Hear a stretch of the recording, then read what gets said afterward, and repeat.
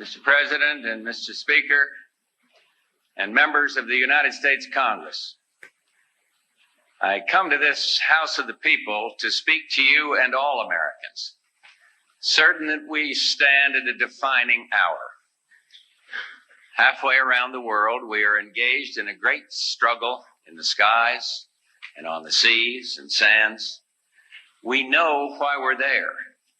We are Americans, part of something larger than ourselves.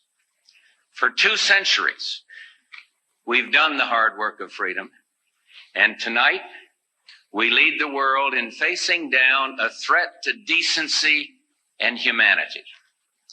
What is at stake is more than one small country.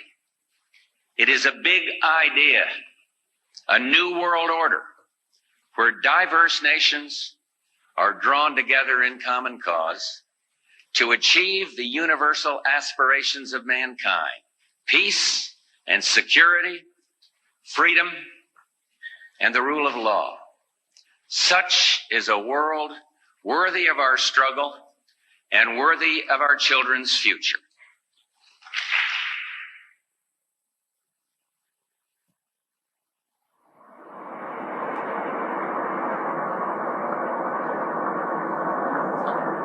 The New World Order, a lecture examining the plan for a new civilization being offered to the world by a 6,000-year-old human conspiracy. For the sake of any dated material inside this lecture, the lecture was delivered on May the 2nd, 1994.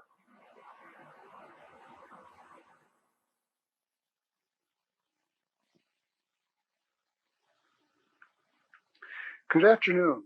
My name is Ralph Epperson, and I would like to thank you for watching this video entitled The New World Order. I truly appreciate the fact that you are allowing me this opportunity to discuss some very controversial ideas with you. I think the first place to start this lecture would be with an explanation of who I am and why I wanted to make this video. I am a graduate of the University of Arizona, and I thought that that meant that I had been educated. It took me several years to discover that I had been lied to during my 4 years at college, because what I have discovered in the years since graduation has convinced me that what the college professors call history, political science, and economics is simply not true. After graduation, I moved to California, and I soon began to feel that I did not know enough to vote wisely on the choices shown on the California ballot, so I decided that I had to learn more. I joined a group called the Young Republicans and asked them to educate me on both the issues of the day and the candidates on the California ballot. At one of their early meetings, I met a young man named Jim, who later became a close friend of mine. He suggested that I start reading what he called revisionist history, and I have to admit that I had never heard of that term. He suggested that I start reading books on the subject, and I reluctantly did as he suggested. I started that reading in 1963. I must admit that I now know what revisionist history means. I have discovered that history needs to be revised. What we call history today is simply a fairy tale. As I continued reading, I found the evidence that there is a massive conspiracy at work in the world, and that part of their efforts have been directed into covering up their involvement in the major events of the past. And that is why there must be efforts to uncover the evidence that they are trying to suppress. I am quite aware that few Americans will watch this video, even though I will do everything within my power to make it available to the largest possible market. And it would be a reasonable question to ask why it is that I would take so much of my time to make this video when I know it will not be a huge success. The only answer I can offer is that I feel I simply have to. And the reason I must do so is because I believe that all men and women of morality must do all within their power to expose this conspiracy, whether or not we are successful. This conspiracy that I've discovered is worldwide and is extremely powerful. It has caused wars, revolutions, and depressions all over the world in the past 200 to 300 years. So for the last 30 years, I have been sharing my research with those who will take the time to read one of my books or watch one of my videos. I have written 2 books, 5 booklets, and a series of videos that I think will be adequate to convince you that there is something going on in this world. I will discuss my 2 books during the main part of this lecture. So what will follow will be a brief introduction to the material I have produced to convince you that there is indeed a master conspiracy at work in America.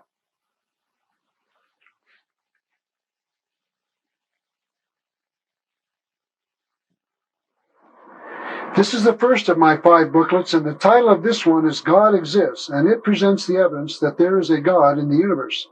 The reader can know with scientific certainty that there is a creator God in the universe, and that a belief in God is no longer a faith, it will be a reality. The second is a booklet that discusses the war in Vietnam. It is entitled Vietnam, America's Betrayal and Treason. This booklet will discuss the evidence that the American government planned the war in 1945, armed both sides, and then intentionally frustrated the efforts of the fighting forces to win the war. This is a videotape lecture of the same material in the book. This is a booklet that I have written to review a new constitution for the United States called the New Constitution of the United Republics of America. The document was written in 1970 and may very well be the one to replace the Constitution of the United States. Those who know anything at all about the American Constitution will not like this new document.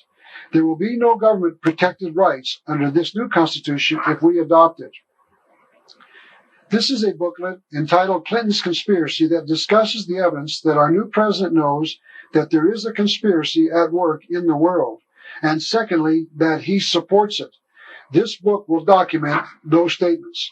I think you would agree with me that it is a truly serious problem when the President of the United States admits that there is a bloody conspiracy at work in the world and that he supports it.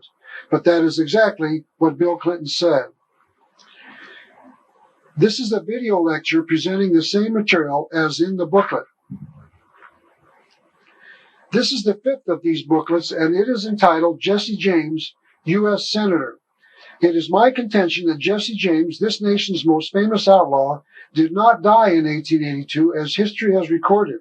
He lived to be 107 years of age, and during the time between when he supposedly died and when he actually died, he was a major player inside the inner core of this conspiracy. If I am right, Jesse James the outlaw sat in the Senate of the United States for one term from 1901 to 1907. This could very well be the story of the century because Jesse was right in the middle of the major stories of his lifetime. This is a video of the lecture that I gave called Jesse James, United States Senator. This contains the same material as does the booklet. In addition to the books and booklets I have written, I've also produced a series of videos, some of which we've already talked about. This is the video of the New World Order lecture being taped today. This is the lecture I first gave in 1985 entitled Secret Societies and the New World Order. I first started warning America about the New World Order in 1985, 5 years before George Bush started talking about the phrase. So I saw it coming and tried to warn as many people as I could. This is a series of 27 one-hour lectures called Secrets of History. This group of 5 videotapes is basically the tape version of my book entitled The Unseen Hand. This is a 2-hour lecture that discusses the evidence that President John Kennedy was assassinated by a conspiracy in 1963 because he wanted to get America out of Vietnam, a war that had been planned by high-ranking officials in the American government in as early as 1945. The real reason that President Kennedy was murdered has not been made public until now. I will make that reason known for the first time in America during this video. This is a video that shows the driver of the limousine that President Kennedy was seated in firing the fatal shot into the head of the president. It is called The Driver Shot the President. This is a video entitled Happy 4th of July.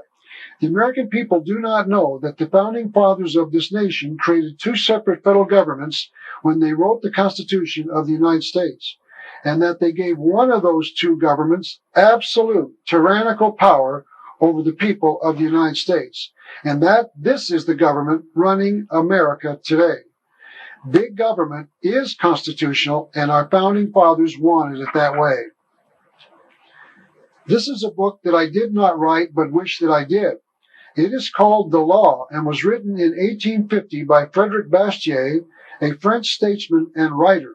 This booklet is the best book I've ever read on the function of government, and if I could be president of the United States for one day, I would make it mandatory that every American read this book. I feel that the books, booklets, and videos that I've produced since 1985 are the best on the market on this subject. I believe that my research has been thorough enough to prove the existence of this conspiracy to everyone, including even the most skeptical American.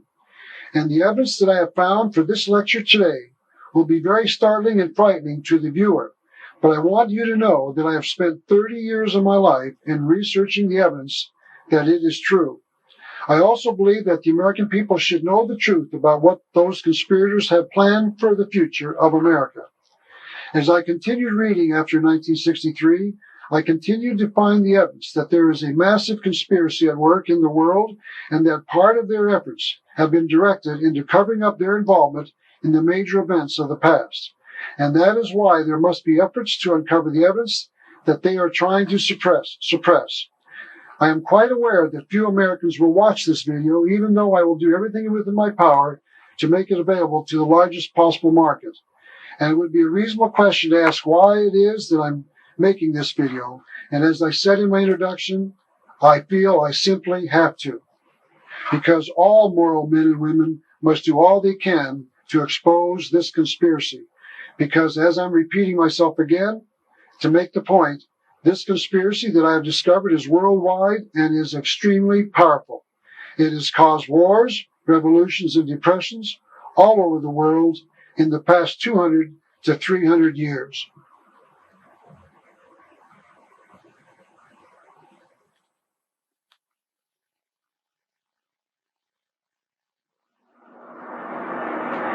As I continued my reading, I became aware that there are basically only two explanations of the causes of the past, what I have called the accidental view of history and the conspiratorial view of history.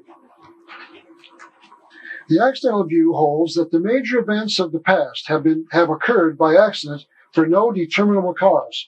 People were powerless to prevent the major events of the past from happening, and the reason for that is because they just happened, and no one knows why they do. The alternative view to the accidental view is called the conspiratorial view, and it holds that the major events of the past have been caused by a conspiracy intent on causing these events to happen to further their secret goals.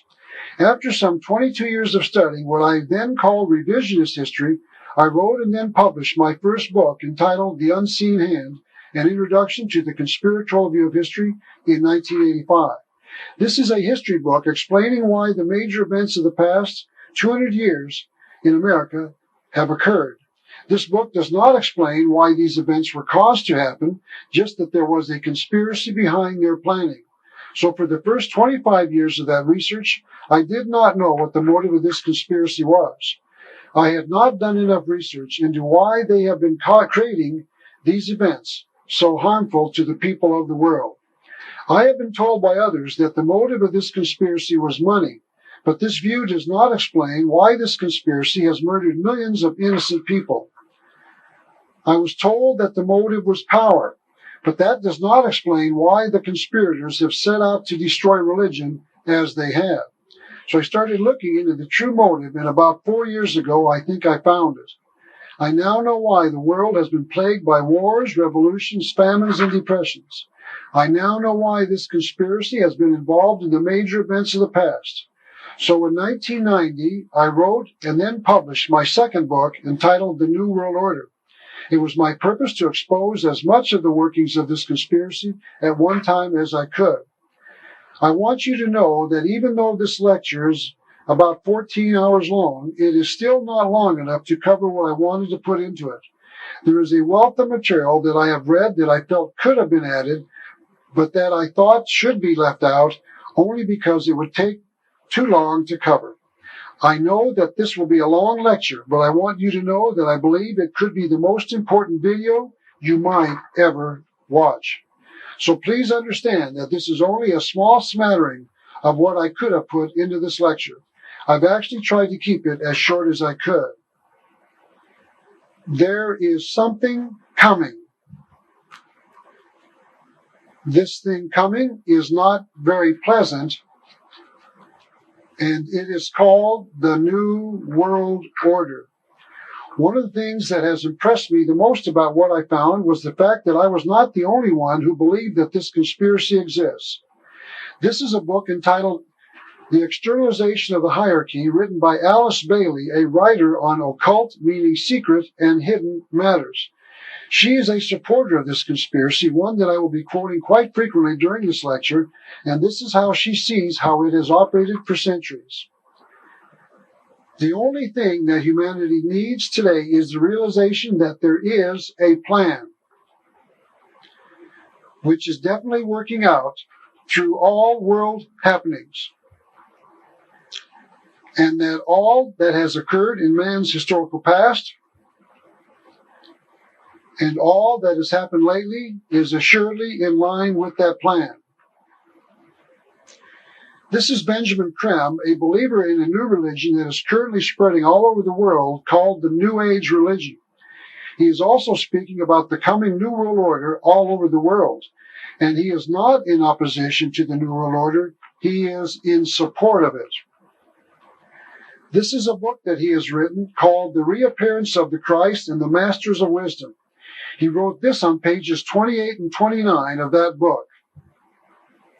In every age, teachers have come forth to enable mankind to take its next evolutionary step. They are the custodians of a plan for the evolution of humanity and the kingdoms of nature. This plan works out through the agency of this esoteric hierarchy of masters. By the way, the word esoteric means hidden or concealed, who substand all world events and constitute the invisible because unknown government of the planet.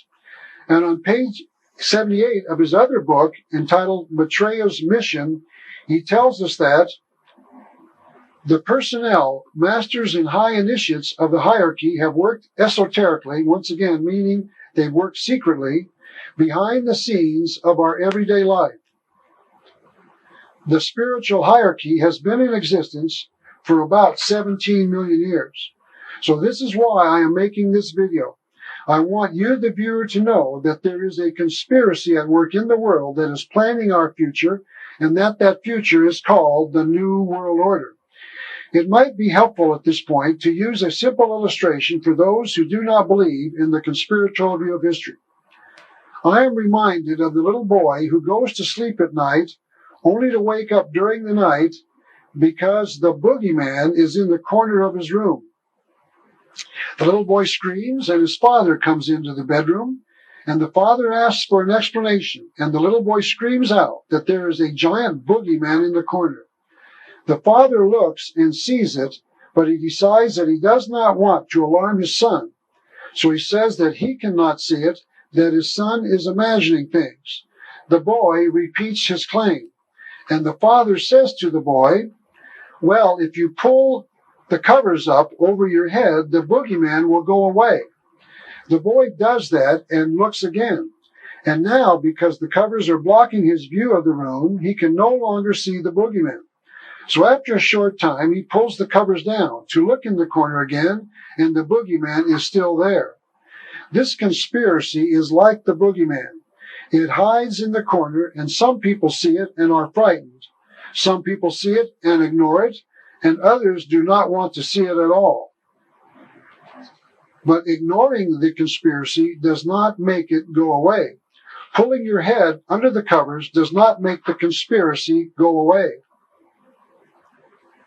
The conspiracy is real, and whether or not your father can see it, and whether or not you pull the covers up over your head, the conspiracy is still real. And the conspiracy does not want any of us to see it, and if we do, to pull the covers up over our head. But like the boogeyman, the conspiracy will not go away because we ignore it or cover it up.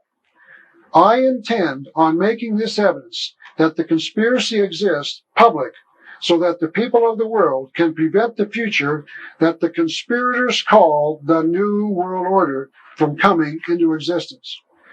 I would like to explain now that when I was teaching in a community college years ago in Portland, Oregon, I had a discussion with a liberal student of mine. He told me, "You always find conspirators behind every bush." And I told him, that's because liberals are always putting bushes in front of conspirators. So today I'm going to remove some bushes from in front of some conspirators. The material I will be presenting on this video today is an expansion of the video I made in 1990 entitled The New World Order. And what I will be presenting today will be startling. And as far as I can tell, I am the only one who is in opposition saying these things. But I believe strongly that I am correct about the future plan of this conspiracy. Now, I want to be honest with you and admit that this is a low-budget operation. I do not have a large budget to spend on production costs, so I'm making this video with very little money. I am sorry that the quality of the video might not be the very best, but I am hoping that you are watching it because you want to learn about the New World Order and that the quality of the video will not be the motive for your watching. Some of these slides are a little crooked, and I'm sorry for that, but that was the fault of the company that developed the slides. I want to also let you know that the research for this video has been done by me personally from materials that any of you can easily obtain. I have no foundation supporting me, no intelligence network feeding me information, and no team of highly trained experts doing my research. I am solely responsible for what you will be seeing today. I also want you to know that the books that I have taken slides of are from my personal library and are somewhat scratched or worn. I'm using my own materials, my own library copies, to let you know that I have read the book that I will be quoting from. Each slide that you will be seeing during this lecture was personally taken by me, and they might be a little dark, or the lines might not be straight, or they might not be exactly centered. But once again, I am doing the very best to present materials to you, the viewer, and have saved money by doing as much of this work myself. And my purpose is to make the cost of this video as economical as I can. So I will be presenting my 30 years of research that there is a conspiracy active in America and that it has been involved in our affairs for centuries, and that their ultimate goal is what they have chosen to call the New World Order. Let me end this part of the lecture by discussing a simple truth. This nation was created by amateurs, and it will be saved by amateurs. When Paul Revere rode down the street shouting that the British were coming to start the American Revolution, our patriotic founding fathers responded by reaching for the old musket from off of the wall and going to the concrete bridge. Across the field came the English army, the best equipped, the best trained, the most prepared army in the world. The American patriots looked down the line at the others standing there, a bunch of farmers, shopkeepers, teachers, and others not prepared to defend freedom against the British. The patriot looked at his old musket, bent and rusting, and realized he couldn't stand against the British. The odds were just too great. But he and the other amateurs stood. And because they stood, we have freedom in America today. This nation was founded by amateurs, and it will be saved by amateurs. So I'm asking that you understand that I, too, am an amateur patriot, and that this lecture is the best I can make with the limited time and money. So with that understanding, I would like to now start the lecture. I want you to know that those of us who believe in the conspiratorial view of history just got a new ally, someone that all of us know just told the world that I was right. And that ally that confirmed 30 years of my research in just a few minutes last year was President of the United States, Bill Clinton. This man just told you that there was a conspiracy in the world and that he supported it. Time magazine named Bill Clinton Man of the Year in 1992. By the way, notice the unusual way that the cover artist placed Clinton's head so that it looked like he had two horns growing out of the top of his head. The letter M there in the back. I am sure that this was just a college prank that they were cleverly playing upon the President of the United States. But Time magazine was wrong. If they had wanted to name Clinton the Man of the Year, they should have named the two men who made Clinton the President of the United States. Time was wrong. Clinton was not Man of the Year. These two men were.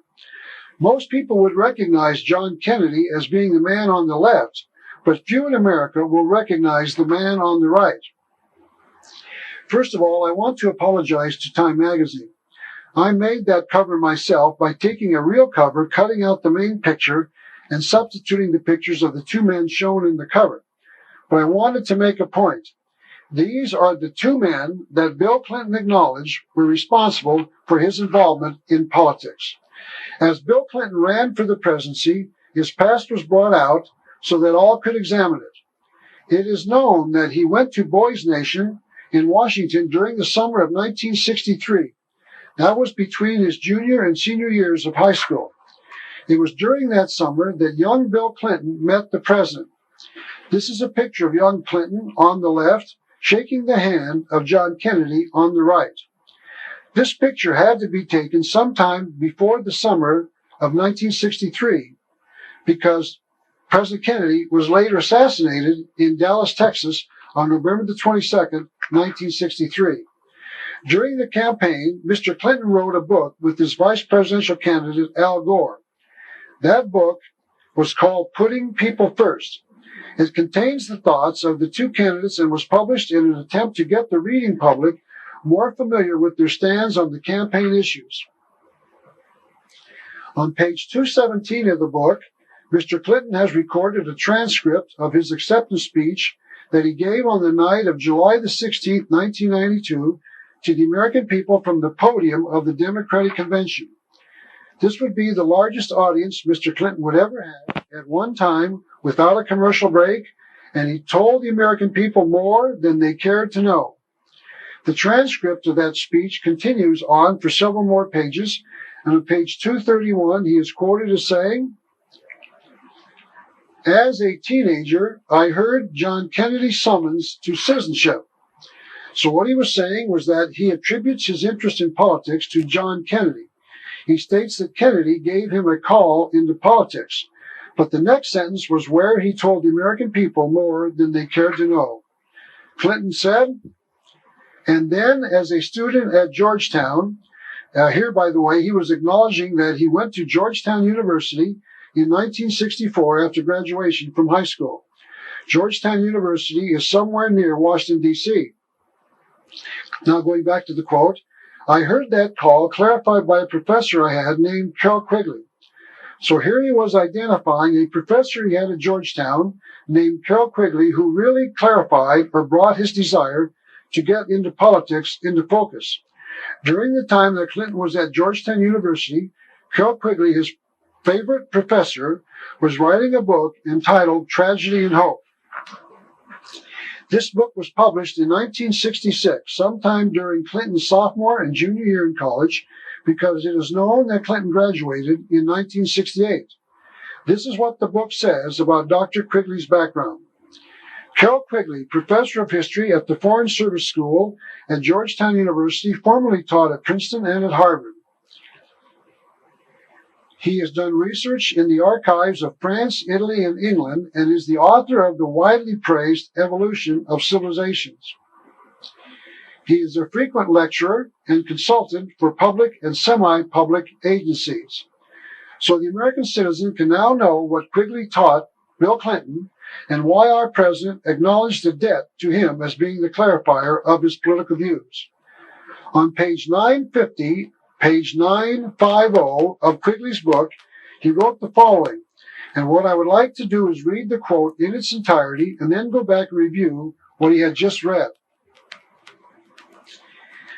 Joe Quigley said, "There does exist and has existed for a generation an international Anglophile network." Anglophile means basically based in England, which operates to some extent in the way the radical right believes the Communists act. In fact, this network has no aversion to cooperating with the Communists or any group, and frequently does so. I know of the operations of this network because I've studied it for 20 years and was permitted for 2 years to examine its papers and secret records. I have no aversion to it or most of its aims, and have for much of my life been close to it or to many of its instruments. I have objected both in the past and recently to a few of its policies, but in general my chief difference of opinion is that it wishes to remain unknown, and I believe its role in history is significant enough to be known. Now let me analyze just what he said and how it impacted on the life of President Bill Clinton. Dr. Quigley wrote, "There does exist and has existed for a generation an international Anglophile network." Here Quigley was stating that there was an Anglophile network that had been around for some 40 or 50 years. As I said, the word Anglophile means that the network is primarily English, which operates in the way the radical right believes the Communists act. I guess that I'm a member of what Quigley refers to as the radical right. I believe in the conspiratorial view of history, and I believe that this conspiracy controls communism. Dr. Quigley is saying that this network operates as a communist network, and since I agree with him, he calls me a radical. Continuing with Quigley's quote, he said, "In fact, this network has no aversion to cooperating with the Communists and frequently does so."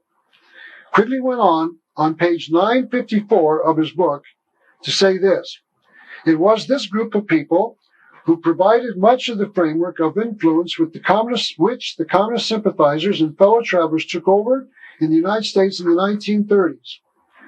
It must be recognized that the power of these energetic left-wingers exercised was never their own power or communist power, but was ultimately the power of the international financial coterie." The word coterie means a group of people. So Quigley was saying that communism was controlled by a much bigger and much more powerful conspiracy made up of a group of capitalists.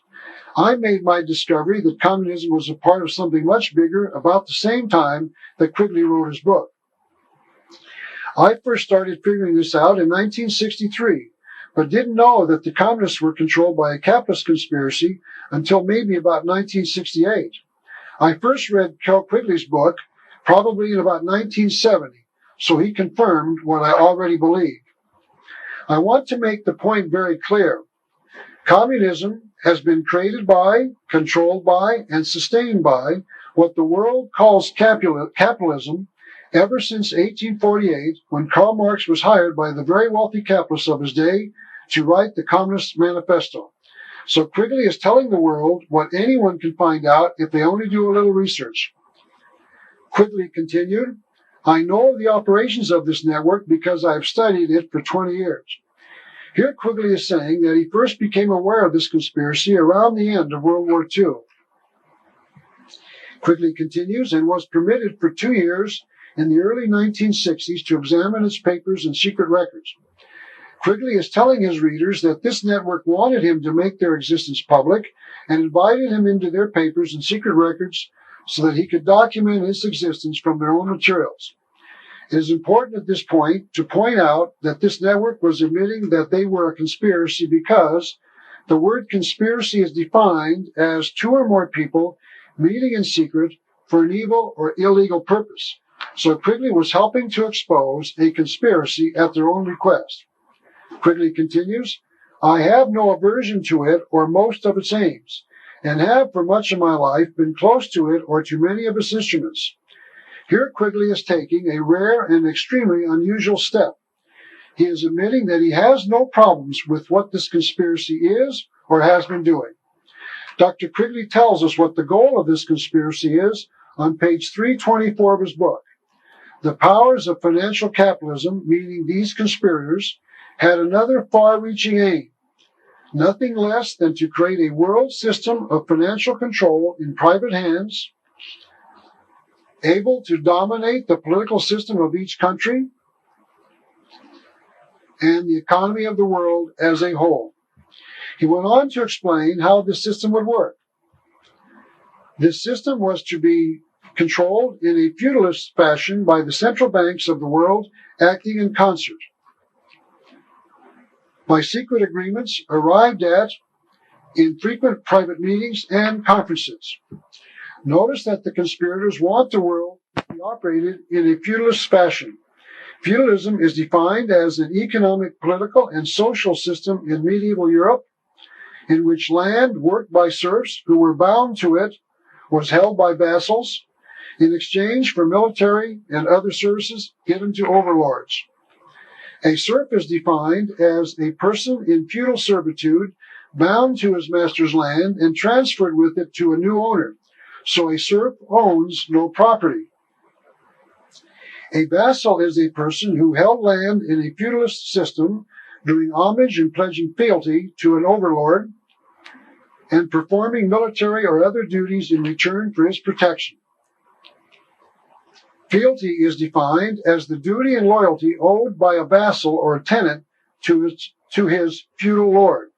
So there were three classes of people in a feudalist system: serfs who owned no property, vassals who thought they owned property, and overlords who owned property, and serfs and vassals. So there is no private property in the system desired by the network that Quigley and Clinton are supporting unless you are an overlord. And guess who is volunteering to be the overlords? Notice that the overlords own the land and we work on it for them. And we fight the wars that they designed for us. And this is precisely the system that Dr. Quigley tells us that this conspiracy has been striving for as they cause major wars, revolutions, and depressions all over the world. And remember this, Bill Clinton supports the goals of this conspiracy. I have studied this conspiracy for some 30 years and must admit that Quigley's admission that he supports an evil conspiracy is the only one that I have ever found in such detail from someone inside the conspiracy. There are many historians who have discovered the existence of this conspiracy, but all that I know have been in opposition to it. Finding an historian who will admit to supporting this evil conspiracy is rare indeed. Dr. Quigley continues, I have objected both in the past and recently to a few of its policies.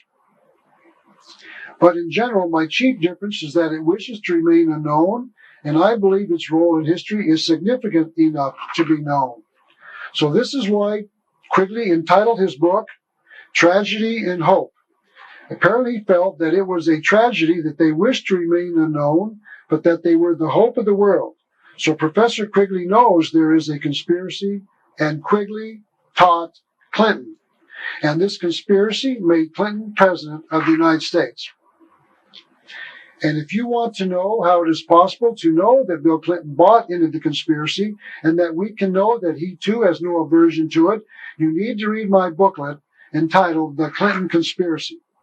All of what I've just covered about Clinton's speech and his connection to Carroll Quigley is available in this little booklet. If I could get the American people to read this booklet, it would be enough to save this nation from this conspiracy. But it is not likely that more than a handful will read the truth so that they can understand just who Bill Clinton is and where he came from. It might be helpful to show you an example of how this capitalist conspiracy uses the communist conspiracy. This is Diego Rivera, an internationally known painter and muralist who was born in 1886 and died in 1934. In 1933, Mr. Rivera was hired by a well-known American capitalist to paint a large mural in one of the buildings in a newly constructed complex of skyscrapers in New York City. That capitalist was Nelson Rockefeller, the brother of David Rockefeller and the grandson of the man who made their fortune, John D. Rockefeller. And the complex he was to paint the mural in was the RCA building in the Rockefeller Center in New York City. Mr. Rivera nearly completed the mural, when there was a public outcry against it, and Nelson Rockefeller made the decision to destroy it. This is a rather poor-quality newspaper photo of the nearly completed mural taken just before it was destroyed. And this is the reason that the mural had to be destroyed. This is an actual photograph of the portrait that Mr. Rivera painted in the mural of Nikolai Lenin, the murderer of some 40 million Russians in the Communist Revolution in Russia. Mr. Rivera had painted his portrait in his mural in the Rockefeller Center, owned by the wealthiest capitalist of the day. Right after the scandal created by the destruction of the mural, Mr. Rivera painted a similar mural in Mexico City, Mexico, at the Palace of Fine Arts. This is a photograph of the completed mural. All of these photographs and the story concerning all of Mr. Rivera's work are contained in this book entitled Diego Rivera's Murals at the Rockefeller Center. Now, this is the portrait of Lenin in this second mural. Don't forget that Lenin was a brutal communist dictator, but Mr. Rivera felt that he was a man of unequaled quality.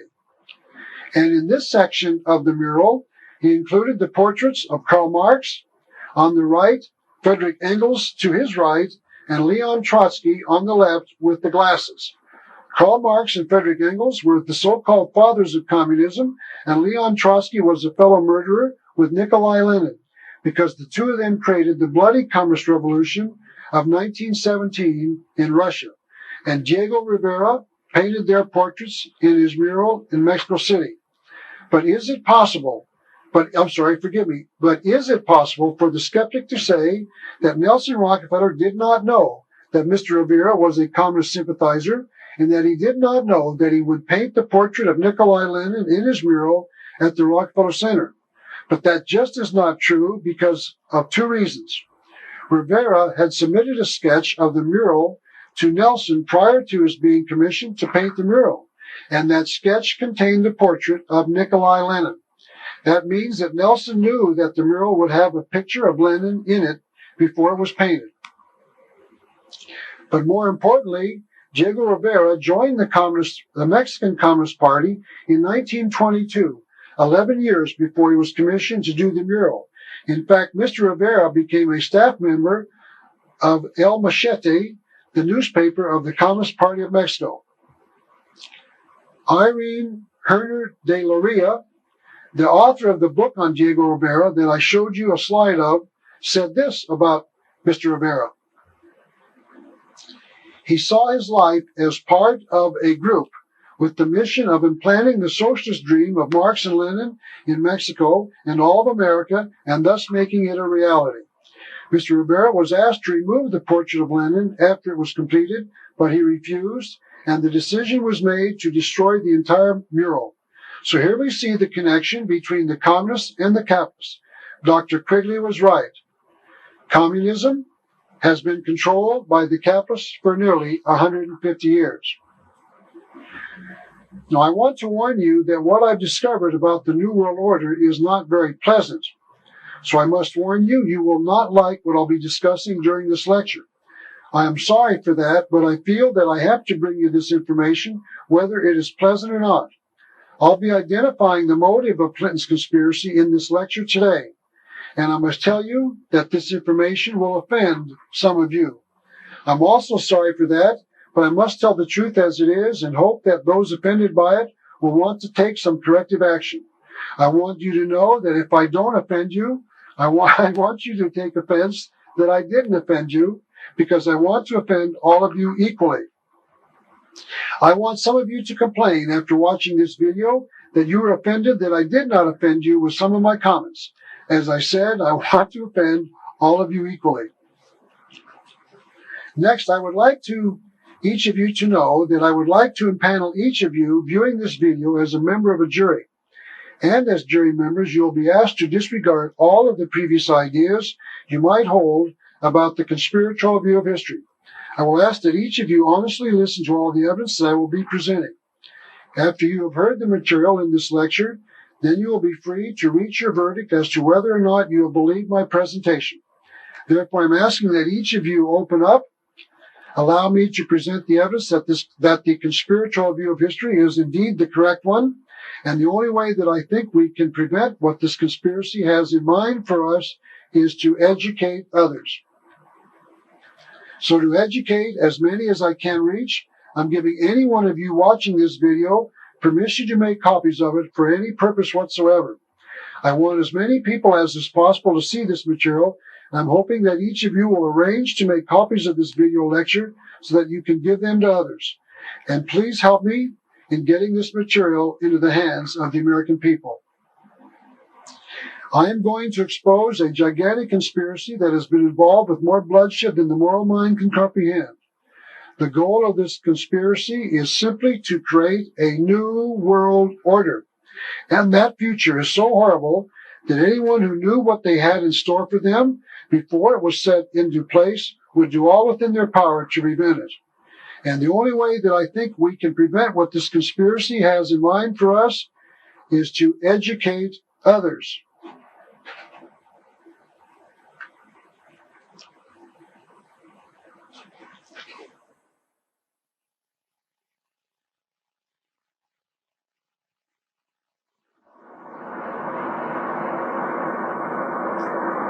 Now, with this basic understanding about conspiracies, it is time to start our study of the New World Order. The first place to start is by talking about what this conspiracy calls the Old World Order, and I'd like to discuss the way we currently live our life. I'd like to talk about my life here in Tucson, my hometown, as being somewhat typical of life in America. As I start my day each morning, I get up in my own home. I own my own house and all the furniture in it. And I have a TV set, a VCR, and a refrigerator. And by the way, that's about all. My carport has a private passenger automobile in it that I own outright. I live here in Tucson near where my mother lives, and she also owns her home, and it has a pool in the backyard. I was raised by my mother after my father died when I was a young boy of about 5. But after my mother remarried, I was part of a traditional family with a father, a mother, and a brother. When I need gasoline for my automobile, I go to a privately owned gas station where I can purchase as much as I want. When I have need for medical care, I visit my personal physician, and if I need to go to a hospital, I go to one that is privately owned. I am single now, but I was once married, and my wife and I bought this home, and we lived together as a family. When a thief comes to take my private property from me, or when a murderer comes to harm me, I call the police because they exist to protect me, my family, and my property. I am free to travel wherever I want to go as long as I buy the gasoline if I choose to drive, or if I purchase an airline ticket from a privately owned airline company if I choose to fly.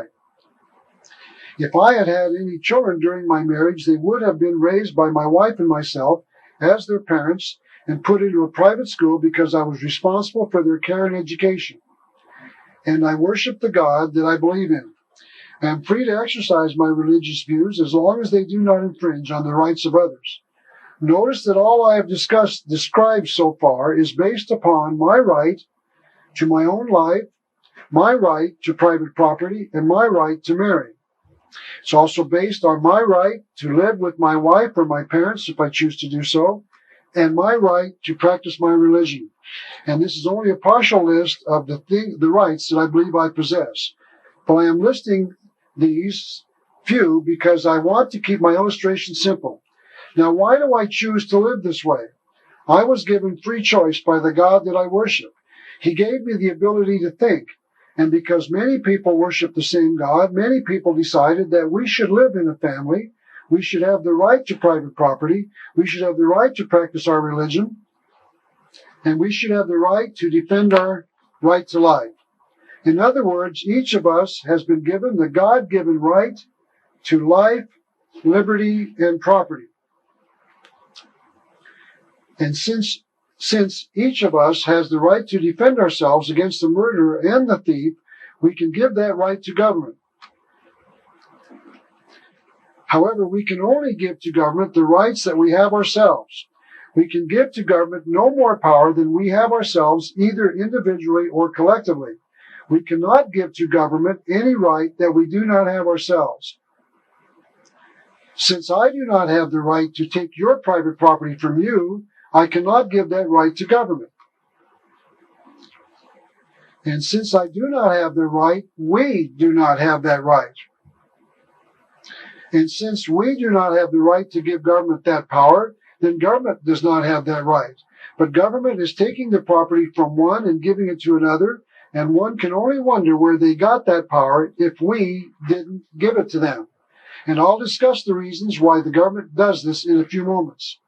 And the reason we believe this way is this concept of human rights is because we believe in a creator God who taught us, thou shalt not murder and thou shalt not steal. And because we believe that, we punish others who steal or murder. And we learn about how he wants us to live our life through religion, the teachings of God. But since we are free to choose, we do not have to choose to live this way. We do not have to live with families. We do not have to have the right to private property. And we do not have to believe in a God. And when we choose not to live according to God's teachings, we can choose to live another way. And that other way is called the New World Order. The New World Order holds that man should organize his civilization so that there will be no family, no right to private property, and no right to worship. So quite simply, the New World Order is the exact opposite of the Old World Order. Said another way, if you have the right now, you won't have the right in the New World Order. So the New World Order is the exact opposite of everything we are doing now in our current civilization called the Old World Order. The New World Order will have no families. The New World Order will have no right to private property, and the New World Order will not tolerate the worship of God. Now, with this basic understanding of both the conspiracy and a little about why we live in families, go to churches or synagogues, have the right to life, and have the right to private property, we can now start our study of the New World Order. This is what we're going to see to examine. What is this thing called the New World Order? This is a picture of George Bush, our past president. Mr. Bush was at the time the leader of the capitalist world. On August the 30th, 1990, the 31st of August, 1990, President Bush held a press conference. The newspaper says, quote, President George Bush declared that a new world order could emerge from the Middle East crisis. The Middle East crisis he was talking about was the war in Kuwait that American forces were fighting at the time. He described this new world as being, quote, a world quite different from the one we've known, unquote. Actually, that was not the first time that George Bush talked about a new world order. On October the 12th, 1979, Mr. Bush told the United Nations, we must establish a new world order based on justice, on equity, and on peace. And here's a picture of Mr. Bush delivering that speech. Now, that obviously is not a picture of George Bush, but this is a picture of Fidel Castro, the dictator, in fact, the communist dictator of Cuba. It was not George Bush that delivered that speech to the United Nations. It was Fidel Castro. But as I said, Fidel Castro is a communist, and he wants the same thing that George Bush, the capitalist, wants. This is the article in which Fidel Castro demanded a new world order. The article said that Castro demanded the establishment of a new world order to replace the, quote, unjust world system that exists today, unquote. Castro does not like the current world system that encourages the family, the right to private property, and a concept of national borders called nationalism, so he wants to replace these things with the new world order. Castro is saying that the communists can coexist with the capitalists in the new world order. But if the capitalist wants his society to support the family, the right to private property, and national borders, and Castro considers them to be unjust, how can both conditions coexist? Castro is saying that the lion and the lamb can lie down together in this new world order. But if Castro thinks these things are unjust, they cannot coexist.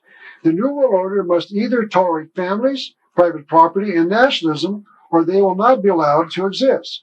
It is impossible for the lion and the lamb to lie down together. You cannot have a world society where the communist wants to abolish the right to private property and where a capitalist wants to preserve it. Because what is justice to one is injustice to the other. In fact, this article confirms what I just said. On October the 15th, 1991, Fidel Castro pledged his support for a socialist system. Yet he and Bush both want a new world order, one a socialist and the other a capitalist. For those who think that since George Bush is no longer in office, the New World Order is going away, let me show you this article in the July the 26th, 1993 Newsweek magazine. As you can see, the headline reads, "A Despot's Survival Guide, Dictators Mocking the New World Order." The New World Order did not die when George Bush left the presidency in 1993. This is Mikhail Gorbachev, the former head of the Russian government. The Milwaukee Sentinel of June the 5th, 1990 reported that, quote, Gorbachev urges New World Order. The article said that Premier Gorbachev, quote, called for the United States and the Soviet Union to be partners in building a New World Order, unquote. But to show you that he was not embracing a capitalist New World Order, Gorbachev told the world on November the 2nd, 1987, about 3 years before he supported the New World Order, quote, "We are moving towards a new world, the world of communism.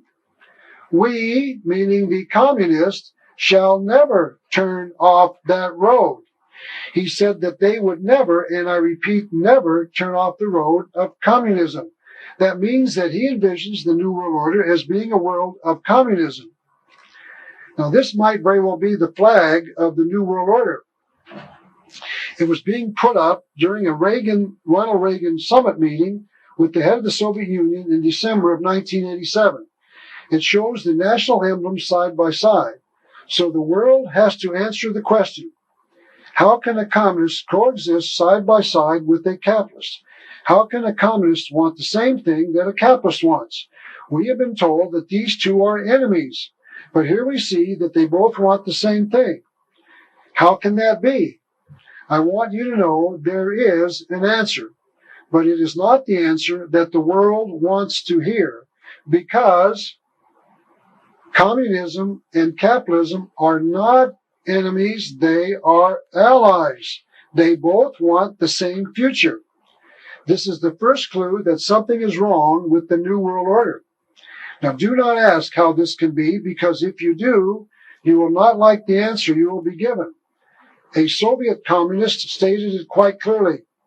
He said, quote, "Let us drive out the capitalists from earth and God from heaven," unquote. What George Bush wants is for his New World Order to allow capitalists to operate and for religion to preach the existence of God. But the communist wants is what the communist wants is for his New World Order to allow the communists to operate and for religion to be destroyed. Communism exists to destroy these things from out of the memory of man. Yet the New World Order can only allow the principles of one or the other to exist, because communism said it must drive out the capitalists. So the New World Order must be something that will make both the communists and the capitalists happy. And I want you to know that the New World Order will make both the communists and the capitalists happy, simply because the New World Order is pure communism. It will take me the next 4 hours or so of your time to prove that that statement is true. Because the New World Order of George Bush is the same New World Order of Mikhail Gorbachev. And it is because the New World Order is pure communism. Time magazine on December the 11th, 1989 had its cover show George Bush and Mikhail Gorbachev, quote, building a new world, unquote. Apparently is already started. The headline of the Vicksburg, Tennessee Evening Post of November the 19th, 1990 read as follows, quote, Bush-Gorbachev signed treaty create new world order, unquote. So apparently it has already started. Even the nation known as Iraq wants to be part of the New World Order. This is Iraqi Foreign Minister Tarek Aziz. On January the 10th, 1991, he talked about the meeting he had at that time with American Secretary of State James Baker. He said this, "Concerning the New World Order, I said I have no problem with that order, and we would love to be partners in that order. During the war in Kuwait, this man's government was killing innocent people and destroying private property. Here he wants his government to be part of the New World Order. One can only wonder why it is that communists, tyrants, and capitalists all want the same thing." Comedian Groucho Marx was once asked why he was not a member of a particular country club. And Groucho Marx answered by saying that any country club that wanted him as a member wouldn't be worth joining. George Bush wants America to join a country club called the New World Order. But the nation of Iraq wants to be a member of the country club, and they believe in violence as a way of solving disputes. So we must all agree with Groucho Marx. Any country club that Iraq wants to join wouldn't be worth joining. But the New World Order is not something that is new. I'd like to give you some examples of others who have been talking about this New World Order.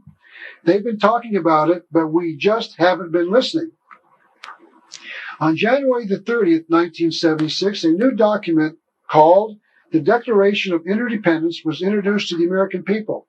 It was signed by 32 senators and 92 representatives in Washington, D.C., and read in part, "2 centuries ago, our forefathers brought forth a new nation. Now we must join with others to bring forth a new world order." Historian Walter Mills maintained that prior to World War I, Colonel Edward Mandell House, the major advisor to President Woodrow Wilson, had a hidden motive for involving America in the war. This is a picture of the colonel on the left, and that is President Woodrow Wilson, shown on the right, the president at the time. The historian wrote this about Colonel House.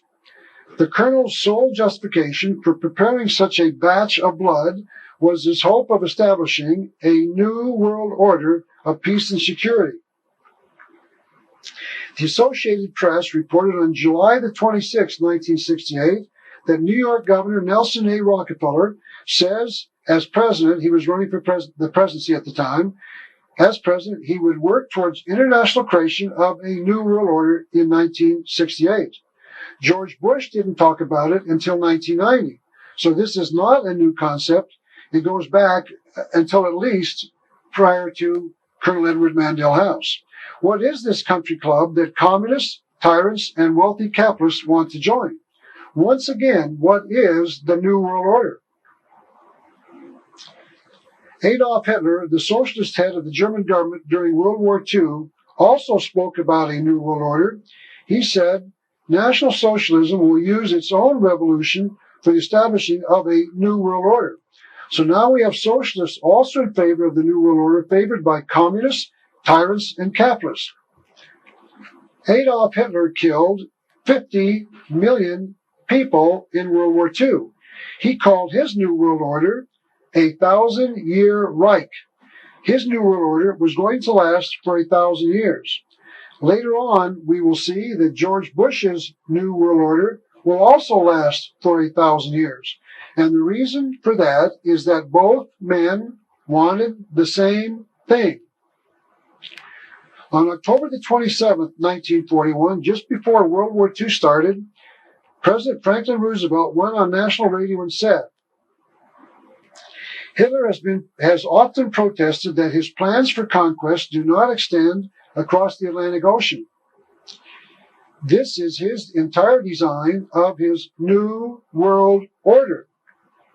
Roosevelt went on to say, "It is a plan to abolish all existing religions." Hitler wanted his New World Order to abolish religion.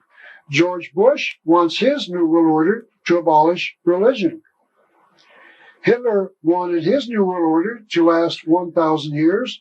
George Bush wants his New World Order to last 1,000 years.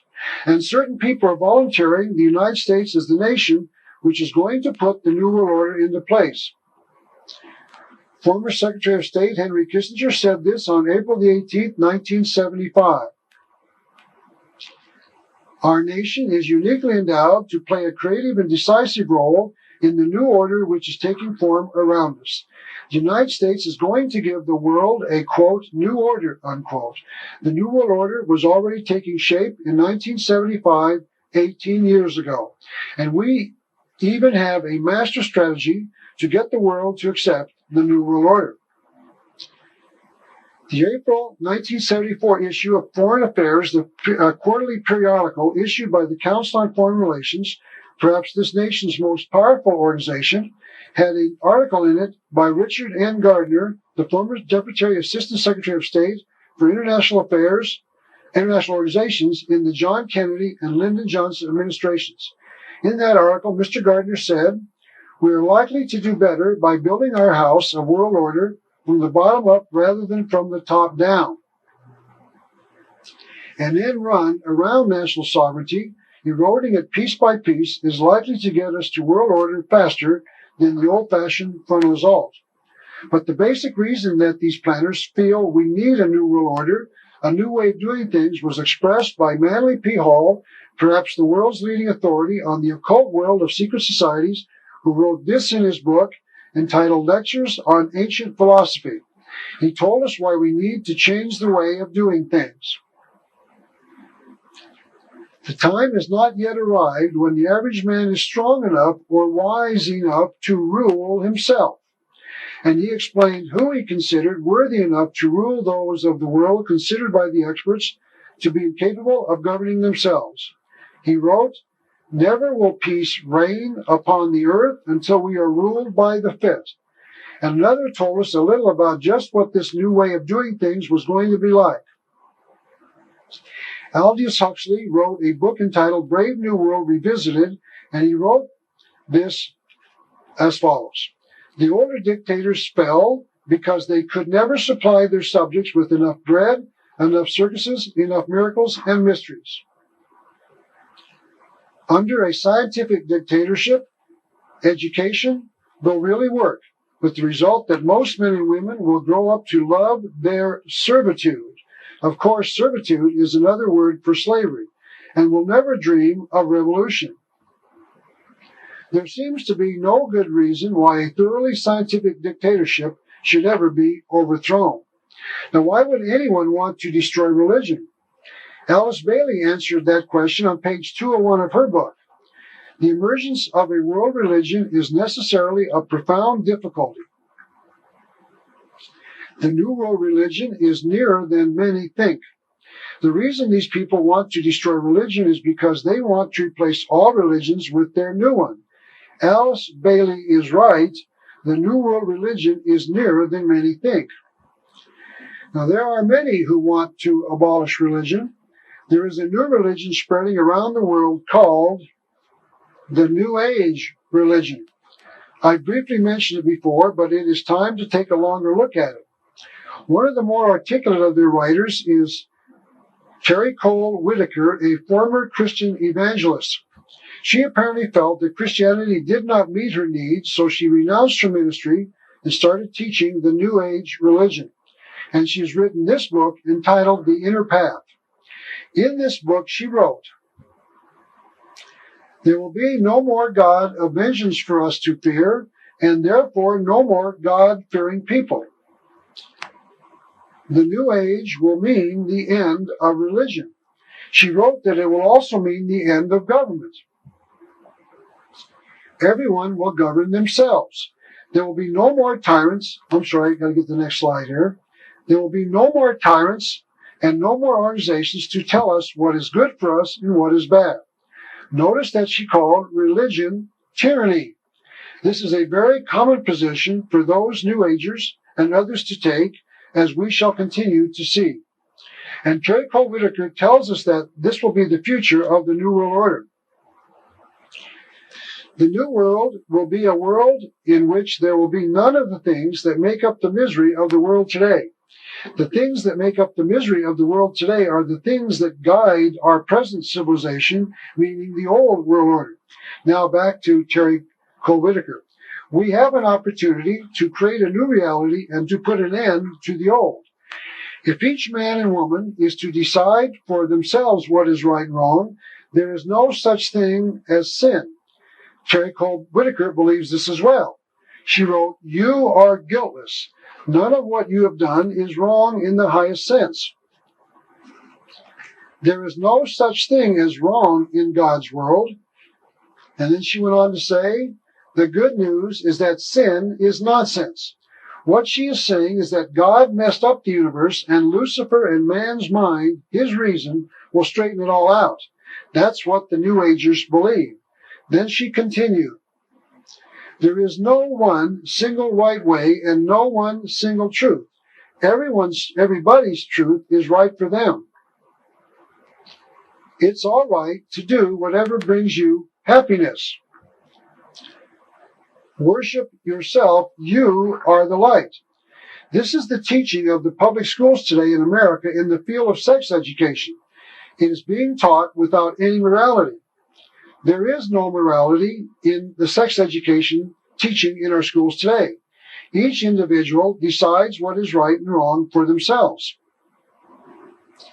Parents, the rabbi, the priest, the minister cannot teach anyone what is right and wrong about sex today. Each individual is to decide for himself. A young man attends the sex education class in his public school. He is taught the mechanics of sex, but not what is right and wrong. He decides that a young lady in one of his classes is pretty. She is sexually arousing to the young man, so he takes her into the bushes. She cries rape because she did not consent to the act. The government comes to arrest the young man, and he asks the arresting officer why they are arresting him. He is told that rape is wrong because the young lady did not consent to the act. He replies that he was taught that there were no rights and wrongs in regard to sex, and he explains that what he did was not wrong because the school taught him that what he decides is right is right. So he decided it was right to take the young lady into the bushes. But the government says that what he did was not permissible because there are rights and wrongs in sex. Consider the quandary that this puts into the mind of the young man. On the one hand, he is taught that there is no morality in sex. He can decide for himself, and he decided that rape was acceptable. And on the other hand, he is told by the government that he cannot decide that there are no rights and wrongs in sex. The crime is called rape, and he is going to jail. This is called hypocrisy. One branch of government says that rape is acceptable, another says that it isn't. But that is the quandary the government wants our young people to be in. And it also illustrates just how foolish this philosophy is. It can only cause confusion amongst our young people, and it has. And that is why teenage rape is on a dramatic rise throughout the United States. We all see it, but no one tells us why it is occurring, and now we know. So new thoughts about how we should live our lives are surfacing. There are many who have been telling us about these changes. I'd like to return to the writing of Benjamin Creme, one of those recommending major changes in our civilization. Mr. Creme is a leader in the New Age religion, and he has been talking and writing about the changes coming in the future for several years. I'd like to quote once again from his book entitled Maitreya's Mission in 1986. I will explain who this individual named Maitreya is a little later, but at this point I wanted to read a quote from Mr. Creme's book from page 3. Here's what he wrote. "We are moving into a period of climax leading to events which will fundamentally alter life as we know it. Tremendous changes are taking place in all areas of life, preparatory to the establishment of entirely new modes of social living and relationship.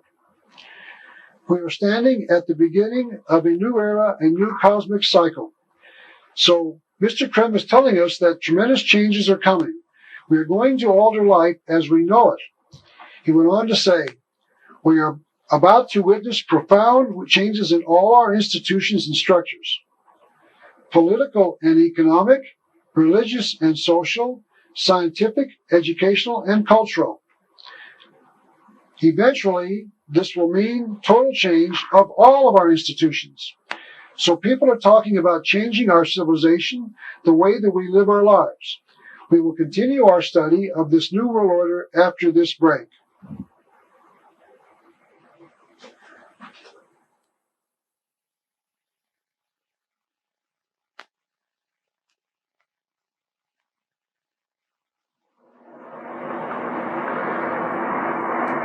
Someone else who has been writing about what the new changes are all about was Alvin Toffler in his 1980 book entitled The Third Wave. He wrote this: a new civilization is emerging in our lives. This new civilization brings with it new family styles, changed ways of working, loving, and living, and new political conflicts. Mr. Toffler in 1980 was talking about the changes we are seeing today. He was talking about how one-parent families would become far more common. Now, this is an article in the July 26, 1993 Newsweek magazine. It shows that more single women are choosing motherhood. That means that there are increasing numbers of one-parent families in the United States. Children are growing up without a father. The two-parent family is becoming a thing of the past. The wife in the two-parent family is increasingly out in the workplace instead of being at home raising the children where our traditional family has placed her. Television is making certain that we understand that single parenting is acceptable. This is Newsweek magazine, or is a Newsweek article in their August 30th, 1993 magazine. The title and subtitle read, Fractured Family Ties. Television, forget kids shows. The network's new theme is single parenting. The article pointed out that there are three messages from the coming 1993 television season. Parents rarely come in pairs. Nationwide, 1 in 4 families is headed by a single parent, but on the coming television programs, nearly 2/3 will be run by a single mom or dad. Number 2, we're being taught by TV, father knows least. When its dad is on his own, expect major dysfunction. In other words, dads cannot run a family alone, but moms can. And the number 3 lesson is parents are just overgrown kids. In other words, fathers running a one-parent family is not good. Moms running it is better, but not by much. And finally, parents are not capable of raising their children. And someone will be offering a better solution. The government will raise your children for you, and they will do it correctly. It is happening right now on our television sets, and America continues to watch their television and learn about the New World Order. Toffler was talking about other changes in the family as well. The Arizona Daily Star, our local newspaper here in Tucson, of October the 3rd, 1991, said that legalizing gay marriages would benefit everyone. The article failed to convince me that it would, so I am one member of this everyone who would not benefit by the legalization of gay marriages. The ultimate goal of all of these thoughts is the destruction of the one-man, one-woman marriage. Life magazine a few months ago had a series of articles that talked about the traditional family, meaning one man, one woman, and the children all living together. The article said, families have been through a bad time in recent years. It talked about how 2 gay men were striving to make their family work. We've never defined a family to mean 2 gay men before, but we are now. This is another article that says that a court had ruled that a gay couple was now included in the definition of a family. Our courts are now defining the word family to include 2 gay men. I will predict that very shortly, homosexual and lesbian marriages will become legal. Mr. Toffler talked about changed ways of loving. Lesbianism and homosexuality are currently being taught in our public schools as alternative lifestyles. Now, here we see that the Massachusetts Supreme Court recently approved the adoption of a 5-year-old girl by a lesbian couple. Someday soon, even bestiality will be considered, quote, normal, unquote. Mr. Toffler also discussed new ways of living. The marriage commitment will be looked down upon as being archaic and old-fashioned. So the new practice will become living with your partner, and don't marry your partner, him or her, because this will cause grief in your relationship. These are the changes we see happening daily in America. These are the changes that we see, but we do not understand that they are part of a major plan to destroy the family as a unit. In other words, in the New World Order, there will be no family unit. So we must be taught that it is obsolete, out of step, and worthy of being replaced. Don't forget, Mr. Toffler wrote this in 1980. He was indeed a true prophet, or was he told beforehand what was being planned? Now, there is another major change taking place in America. America's tradition was for the woman upon marriage to take the name of her husband as her own, dropping her maiden name.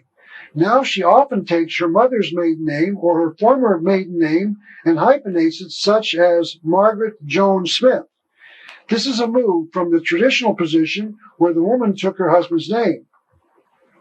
U.S. News and World Report reported in June of 1993 that a married couple combined their names to form a new name.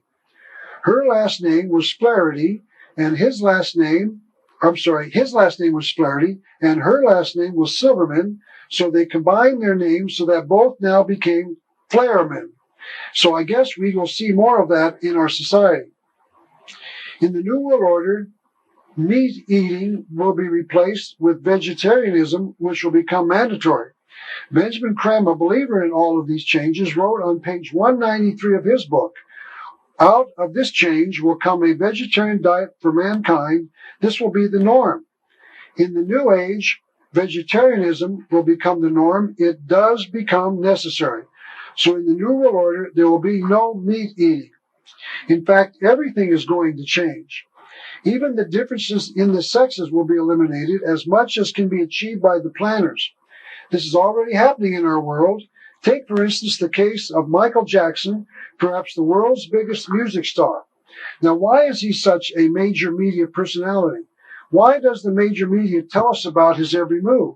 Why is it that he has had more plastic surgery than nearly anyone else? Because someone wanted him to look like a sexless young man. We are not able to tell if he is a male or a female. This is a picture of Michael Jackson with Brooke Shields, and it appears as if he is wearing a woman's makeup. He has had all of that surgery to make him look sexless. He is now wearing makeup to make him look sexless.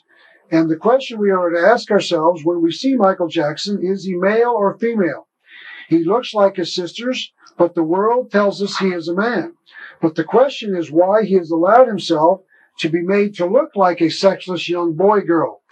And it is because in the world order, in the New World Order, distinctions between the two sexes will be worn down until someday we will all look like Michael Jackson. There will be no sexual differences in the New World Order. And someone else is contributing to the destruction of the lines between male and female. This is Prince, the famous music star. According to this article, he just changed his name to a symbol, and to a sign that combines the symbols for male and female. So Prince no longer even has the name. He will be referred to by a wordless symbol. And the thought that the future human would be sexless is not new. This is an article that appeared in the Arizona Daily Star on August the 21st, 1993. The headline reads, "Androgyny as Art." The word androgyny is defined as both male and female in one. So we have a new word to define, if you're not familiar with it, androgyny, both male and female. The article showed pictures of male and female actors and actresses who have performed as a sexless person as early as 1930. The first mention of a performer appearing to be both male and female is Rudolph Valentino, the silent screen leading man. The article said that he used eye makeup to appear androgynous. The article said that Marlene Dietrich also dressed up as a man in the movie entitled Morocco in 1930. So the movie industry